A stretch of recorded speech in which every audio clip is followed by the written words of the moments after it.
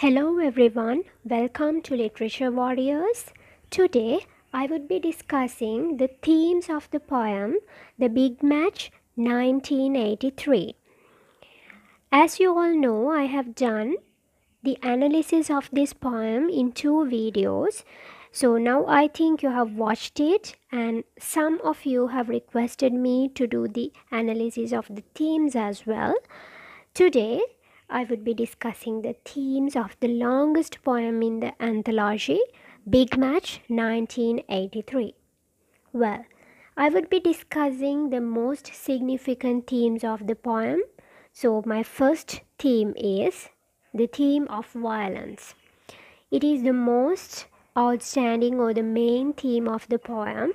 Throughout the poem, you can see the effects, the results of violence and how it has caused suffering to a lot of people in the country.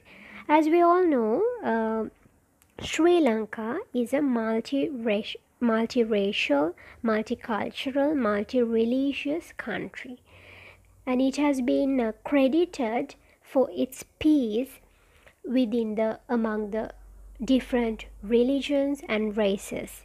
But in 1983, it was one of the tragic events in Sri Lanka, the Black July. It has separated the races, religions, and you can see in my first point I have told that multiracial, multicultural, multi-religious country being globally discredited for violent communal calamity shattered in 1983. So it was a multinational, multicultural, multiracial country, but due to the ethnic clashes in 1983, it has been discredited globally, and communal calamity shattered in 1983. Calamity means a tragic incident resulted in loss. So this was one of the most significant events in Sri Lankan history, which has caused a lot of damage to people, resulting in great loss. Well, so I have quoted a line here: racial pot boils over. From that you can see how much the racial clashes, ethnic clashes have become powerful. It has become a boiling pot. The rage and the hatred have become it was boiling. They were boiling inside the country. My next point is no humanity and compassion, human rights have been violated. So that is another point to show how violence have been embedded in the poem. You can see in the fourth stanza, it says about curfew, and I have quoted the line, no one can complain of boredom, that's for sure. So you all know we have human rights, and we have right to speak, right to go out, right to behave as we want. So it was prohibited. There have been unprivileged people, but no one can complain that they have lost their human rights and all. So this line clearly shows no one can complain of boredom, that's for sure. Well, the next point is uncivilized brutality was everywhere. From north to south, in this period, the violence have been invaded both mentally and physically. The people, especially the innocent civilians, have been invaded by this brutal uncivilized violence. I have quoted two lines here: blood on their khaki uniforms, 3 boys lie dying. And also in the final stanza you can find it says, at the corner of Duplication Road, a child lies dead. So with all this you can see how uncivilized this violence is, and how brutal it was. Well, moving on to the next theme, it's narrow selfish attitudes of politicians.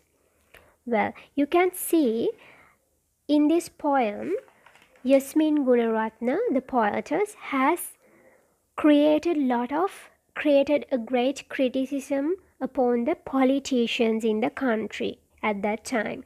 So you can see in the second stanza it clearly says how the power thirsty politicians, the opportunistic politicians have flamed or the fanned the violence. The word fanned is used there itself. So my first point is power thirsty politicians cultivate hatred and suspicion instead of peace and harmony, misleading the innocent people.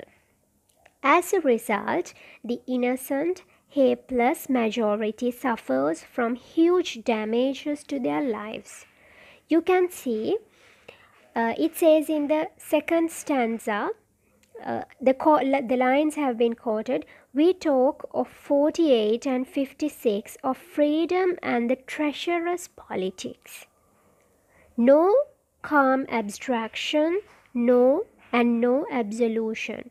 You can see here in 48 it is told that in 1948 we have achieved the freedom of it was the independence. We have achieved the independence, but the poetess criticizes that it was not the true independence because people have not been got the freedom yet, though it was considered in 48 that they got freedom, and in 56 it was the Sri Lanka, the commencement of Sri Lanka Fabric Party, and it was another crucial point in Sri Lankan history. And in 1958, Sinhala became the first language in Sri Lanka, and with that, lot of ethnic clashes have been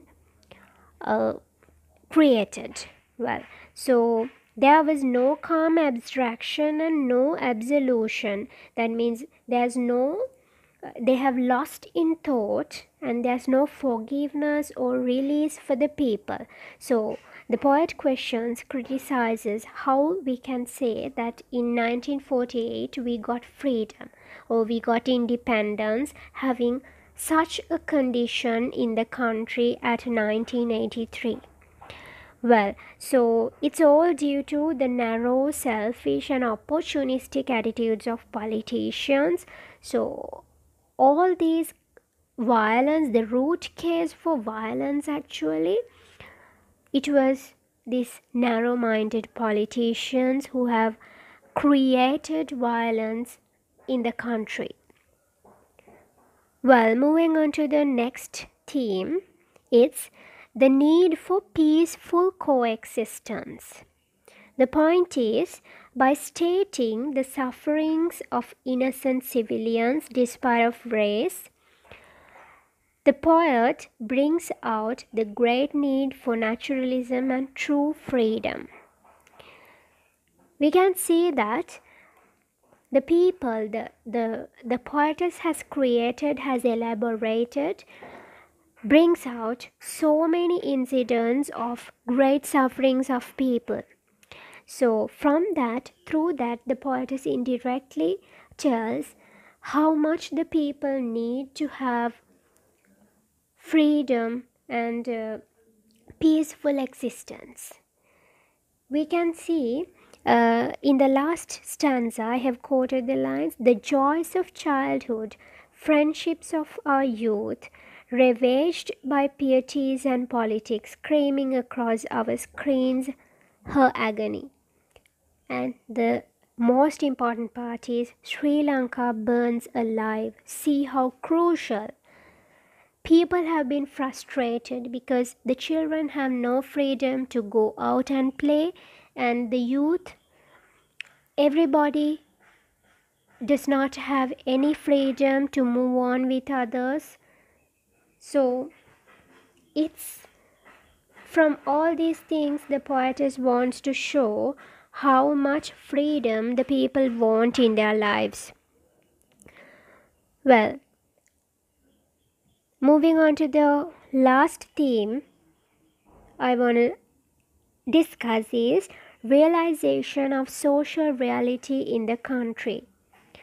The first point, due to the flames of ethnic fire, human relationships have been deteriorated. People have been harassed both physically and mentally. You can see I have quoted the same lines from the earlier theme. The childhood has been ruined due to violence, and friendships have been ruined. They cannot have contacts with each other, and it's only the agony was there with the people. Now, from the childhood itself, the children are frustrated, and they are living with despair and everything. And the youth also, they can't enjoy their lives. They are harassed both mentally and physically. Well, and the next point is no social freedom. People were brutalized merely due to their ethnic identity. Now, before these 1983 riots, the people, all the Tamils, Muslims, Sinhalese, have lived together, and they were neighbors. They were very happy. They had very good relationships with each other. But with this, it was really horrible, and it was a terrible condition, and they have to detach their relationships. You can see it in the lines. Thanks, by the way, for ringing. There's nothing you can do to help us. See, now the phone was ringing very rarely at this time, because the people cannot move on to each other and talk with each other. They were all in fears, and you can also make the point that in the same stanza which I quoted the lines, it says finally, but it's good to know some lines haven't yet been cut. Lines haven't been cut yet.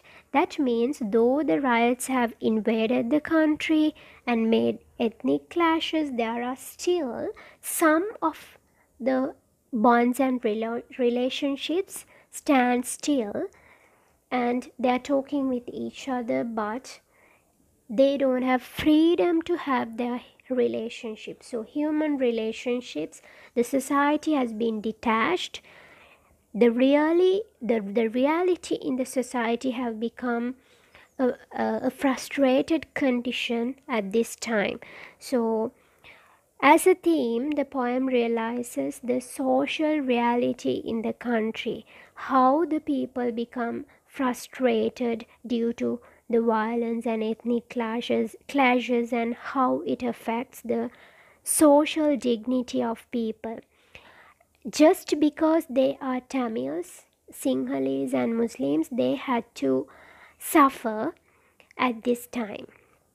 Well, so these are the most important and significant themes of the poem. So I have discussed with you the theme of violence, narrow selfish attitudes of politicians, the need for peaceful coexistence, and realization of social reality in the country. Well, so these are the most important themes of the poem, and I would be discussing the techniques of the poem as well in my next video. Hope you have understood the themes, and thank you very much for watching.